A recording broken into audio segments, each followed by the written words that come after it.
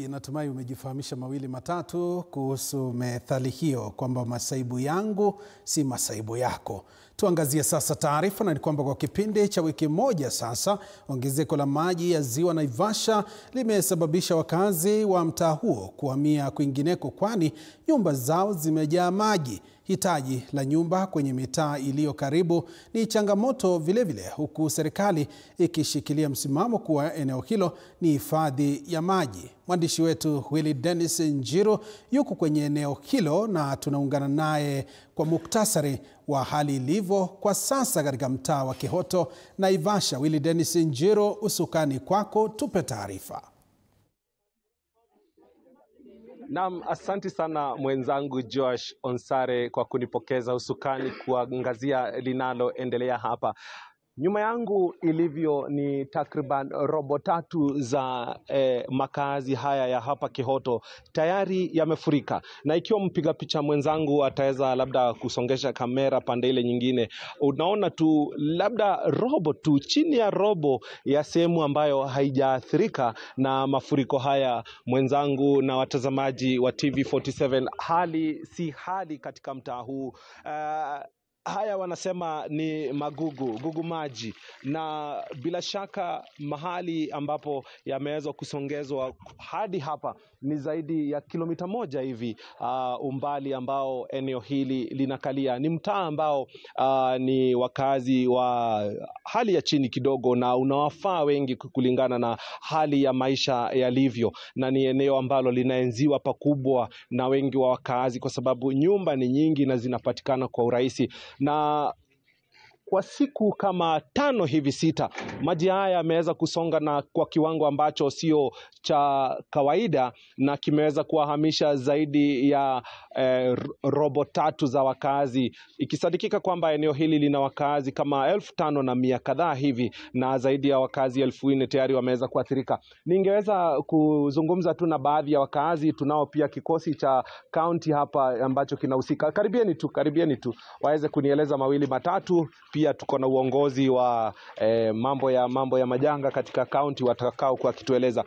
Kimo ndicho hicho mwenzangu Josh Onsare, karibia futi 1 kutoka majini. Karibieni tu. Nieleze jina lako, wewe ni mkazi wa hapa, umesalia kulikoni? Miko kwa majina naitwa Naftali Mose. Mimi ni mkazi wa hapa Naivasha Kihoto. So vile maji unaona vile imeendelea kuja hapa hivi, mimi kivyangu nimekosa pesa ya kuhama. Kando na hiyo, hii maji bana imetuletea wanyama sasa kama sasa hivi boko. Yaani tunawaita nini? Tuwaje hippopotamus. Sasa hivi wanakuja kukusumbua by saa 12 unapata ziko nje ya gate, mtu anapata ile uoga kutoka kwenda kutafuta sapa. So mimi ningeomba tu kivyangu, mimi mfuko niko chini, sina chochote na pia sina uwezo wa kusema naweza kutoka kwangu nenda kutafuta nyumba pale nyingine. Mimi kama ningepata mtu wa kunisaidia, sijakataa kuchomoka. Ningefurahia sana nikipata support ya watu kutoka hapo nje. Asante, wacha tusikie kwanza kutoka kwa wakazi kabla. Songeni tu. Songea hapa karibu. Nieleze jina lako, na wewe ni mkazi wa hapa, mbona hujaondoka? Wengine wameshagura maeneo. Kwa majina naitwa Dalma Sandole. Mimi ni mkaaji wa hapa Kihoto. Mimi mtu uwezo wa kutoka hapa imekuwa nguvu kwa sababu pesa hakuna. Kando na pesa pia hakuna nyumba ya kusonga kama kwa sababu watu wengi wametoka hapo wamehamia kwa manyumba, so manyumba hakuna. So ningependa serikali tukumbuke kama ni manyumba itupatie, na pia tusaidie ili tuweze kusonga hapa, tunaweza furahia sana. Karibia hapa kabla tujazungumza na wakilishi wa county. Jina lako na utueleze hali iko vipi hapa, mbona hujaondoka maeneo? Kwa majina najitambulisha kama Irene Gesare. Mimi ni mkaaji wa Naivasha Kihoto. Sikupenda kukaa kwa maji kama haya. Mimi ni mtu, nina familia, nina watoto. Mimi ndio ninajitegemea, sina mume ama mtu yote ambaye ninategemea. Mimi ndio najitegemea. Vibarua saizi hakuna, ni mimi ninaenda vibarua za kufua manguo. Kwa saizi kusema tu kweli hakuna vibarua. Mbona hujaondoka maeneo? Hali si hali hapa. Maji imechanganyikana na choo zote zimefurika, kinyesi zote ziko juu ya maploti. Ni ila hatuna otherwise. Ningekuwa na pesa singekaa katika maeneo kama haya, kwa sababu nina familia. So ningeomba serikali ama MC yote wetu huku aweze kunisaidia na hao watoto ambaye niko nao nitoke mahali hapa. Hata kama nikipata nyumba ya ambao nipate pa kuwekelea tu watoto, ningeweza kufurahia sana. Asante. Naam, tumeweza kupata fursa ya kuzungumza na usimamizi wa kaunti mambo ya majanga na vile vile mkuu wa eneo hili ambaye anasimamia pia eneo la kaunti ya gatuzi dogo la Naivasha. Jitambulishe kwa wale ambao hawakufahamu na utueleze hali si hali hapa. Ni lipi ambalo mmeweza kufanya? Tumeona matinga ya kaunti vile vile. Asante sana. Kwa majina naitwa Joyce Mcheche, mimi ni Chief Officer wa Disaster Management na Humanitarian Assistant, na tuko hapa pia kwa watu wa Kyoto kukaa na wao kwa janga ambalo limewapata. Ukiangalia maji for the last 4 days yamekuwa mengi sana, kiwango kile ambapo wao wenyewe hawakutarajia. Wakati maji imeanza kuja juu mingi, tumeweza kukuja kama serikali ya kaunti kusaidia watu kuhama. Wale ambao wako na uwezo tumekuwa tunawasaidia, wametafuta nyumba kivyao, na sisi serikali ya kaunti umewasaidia kuhama. Wengi pia hawana mapato, wameshindwa kuhama. Kwa sababu gani? Hata wale landlords wamepandisha nyumba mara 2 mara 3. Kwa hivyo wanatake even advantage ya wale watu wako hapa. Wale watu wako hapa ni wa kiwango ya chini sana. Wameshindwa wengi kutafuta nyumba, wameshindwa kuhama. Madhara ya kukaa hapa ni yapi? Maugonjwa, kama vile umesikia wakisema ipo zinakuja hapa kama usiku, stima hakuna, tumeagiza stima ikatwe kwa sababu stima nayo ikimix na maji inakuwa shinda kubwa sana. Kwa hivyo tunaomba wale ambao wako na uwezo watafute nyumba, wahame, na wale hawana uwezo nao sijui venye tutafanya, tunajaribu kuangalia kama sijui nini tunaweza fanya. Tunaomba tu wafadhili wengine wajitokeze tuweze kusaidiana kama serikali. So far nimeona wengi, kuna wafadhili wengi nimeona, our private partners wakikuja hapa pia wanasaidia watu 2 watatu kuhama. Kuna wenye hata unapata wanalipia 1 2 nyumba. Kwa hivyo kwa sasa ni ku make sure tumehamisha wale wako ndani. Ukiangalia kama yani pale wanasema Kenyan for Kenyans. Kenyan for Kenyans. Let Kenyans come for other Kenyans, because hii ni jambo alikuwa limetarajiwa. Unapata wale tunaambia wahame hapa, anakuambia sina pesa, mnanitoa mnipeleke wapi? Wanakatalia. Wewe ni unaongoza mambo ya majanga. Hili ni janga la aina yake, kwa sababu hili tunatumia maji kuzima moto, lakini hatujui tutatumia nini kuzima maji. Na hili ni jambo ambalo ni la kiungu. Kuna athari ya mkurupuko wa magonjwa, malaria, mambo ambayo yanahusikana na maji machafu, kwa sababu vina hivi ni vifupi, vyoo vimejaa. Hakika haya maji sio yale maji unaweza sema ni maji ambayo yanaweza kuwa mazuri kwa hali yoyote.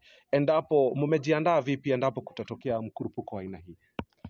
Madaktari wetu wamekuwa hapa kutoka, ukiangalia maji imeanza kupanda 3 years ago. Madaktari wetu wamekuwa wanakuja kila wakati, na ndio umeona hakuja kuwa mlipuko wa magonjwa. Wamekuwa na sensitize watu, hata kama wanakaa hapa tunahimiza wasitumie maji. Ukiangalia watoto wanatembelea.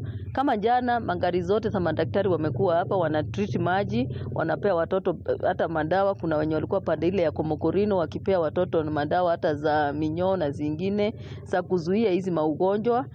Ya mno ni kupeana sensitization, sababu wakijua what they are supposed to do hawatafanya. Usiku pia tunawahimiza wasitoke nje. Unaona sasa hapa ipo zinakuja mpaka jana, uliona kuna ipo ilikuwa imekuja mpaka pale hivyo.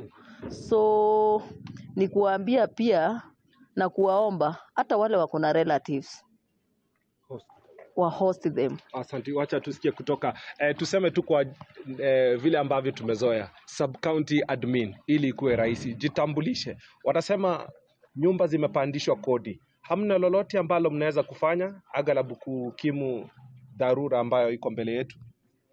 Jitambulishe kwanza. Asante sana. Kwa majina naitwa Elizabeth Wangui, Sub County Administrator wa Naivasha.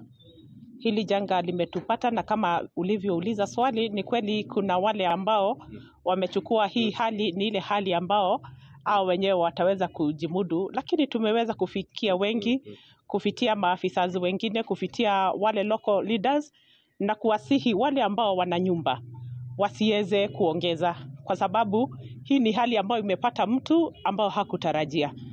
Na wakati tunaposema kuhusu janga, janga linakupata wakati ambapo hujatarajia. Kwa hivyo kwa wale wote ambao wako na manyumba, tunawasihi waendelee kushirikiana na hao wengine.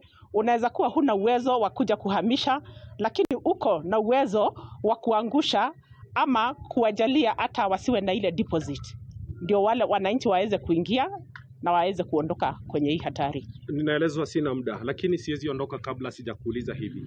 Nyumba hizi hazina watu sasa, robo tatu.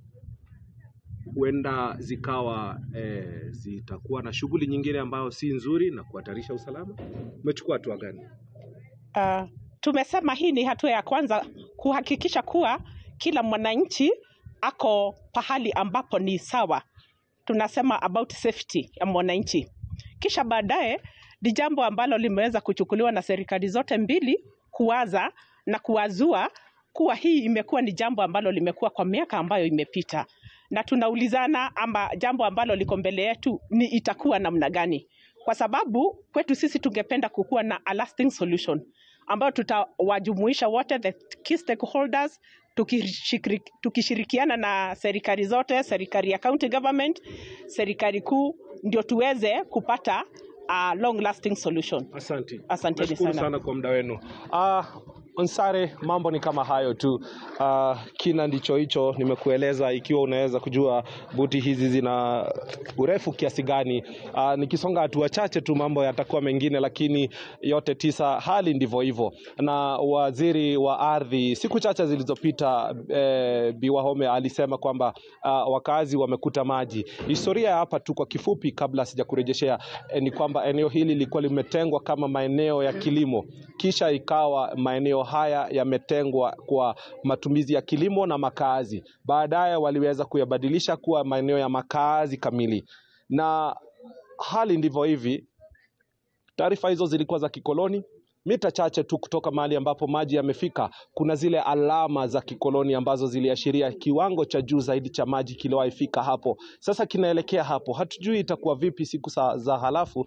Yote haya tunaachia tu taasisi husika tuweze kuona ni yapi yatakuwa yakiendelea. Tunatupia tu jicho mambo yanavyoendelea kuchipuka kutoka eneo hili, na bila shaka katika mada ya siku tutakuwa tukiingia katika maeneo mengine vile vile ili kuweza kuangazia swala hili kando na maeneo Elgeyo Marakwet kule ambapo pia maji yameweza kuathiri maeneo mengi. Na kurejeshea usukani, na asante sana kwa muda wako na kunisikiza na watazamaji wetu kote nchini. Mwenzangu Joash Onsare. Na shukran sana Willy Dennis Njiru kitupatia muktasari kwa kina na vile vile taarifa kwa kina kuhusiana na hali halisi katika mtaa wa Kihoto mjini Naivasha, kaunti ya Nakuru. Mtazamaji, vile vile tutakuwa tunarejea kwake katika mjadala wetu wa siku ya leo, ambapo tutakuwa tunazungumzia masuala haya ya majanga katika kaunti mbalimbali. Kaunti zimejitayarisha vipi na Wakenya wanaishia zipi kuhusiana na shughuli nzima ya mafuriko na vile vile majanga mengine ambayo yanazidi kushuhudiwa maeneo mbalimbali humu nchini.